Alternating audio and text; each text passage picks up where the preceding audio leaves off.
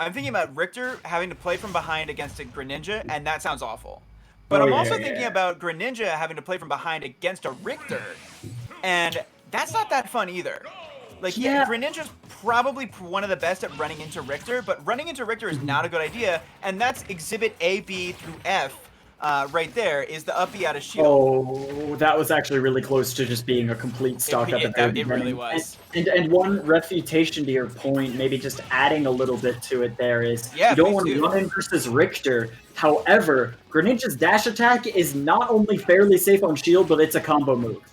So he wants to run in and get that dash attack, and he has gotten so much mileage out of that, where usually Richter is just throwing out a preemptive F tilt. He doesn't have enough time to do it against the fast frame of Greninja. Yeah. And the important thing about dash attack as well is it sets up for kill confirms, which normally when you're dashing into Richter, you don't have time to set up for a kill confirm if you're doing that. Greninja has that luxury. But you know what? Right away, what I'm seeing from Luffy is a lot of short hopping, specifically to counter out the dash attack. And wow, okay, so Greninja blown up. Now, okay, so Luffy's been using the short hop to get over top of the dash attack, and then once Greninja's so fast that if you whip a dash attack, you overshoot, and whoopsie daisy, you're right in tipper forward air or back air range. Exactly, yeah, but especially with the low angles that Richter has available to him with that forward air and back air, and Luffy is definitely making the keep away game very, very strong. As you were mentioning, could be a difficulty for Greninja to get past. Yeah. Oh wow.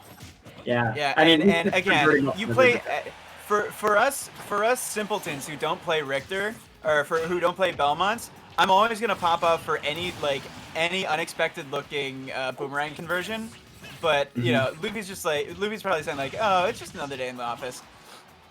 Yeah, I'm just hitting it because it was guaranteed, you know. Yeah. And that's another option that I've seen Luffy taking so far is the dash attack.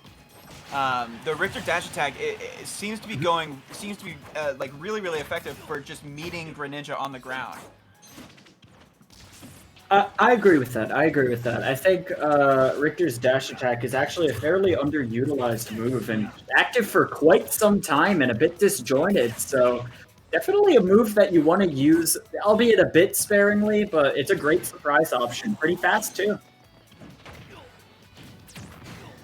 However, the weaknesses of Richter. Cheeky.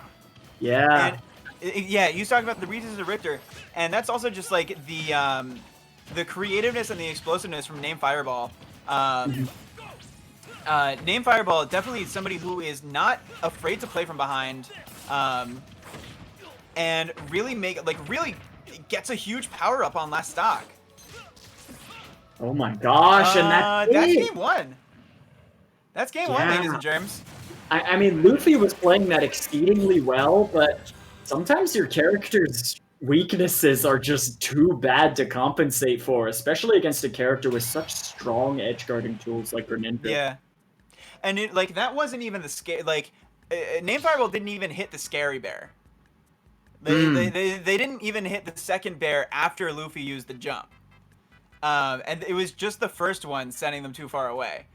I'm kind of a little surprised that the tether didn't snap there, but still, like, Luffy was winning that game until they weren't. Yeah, and I think that's kind of a bit of the Belmont effect, right? Like, people kind of got demystified about the character, because when the character's winning, they look untouchable. But if you make one mistake, you are opening yourself up to, like, the worst kind of punishment available in Smash. It can be very, very difficult for Belmonts to recover from even a stray hit just because of how linear their recovery options can be.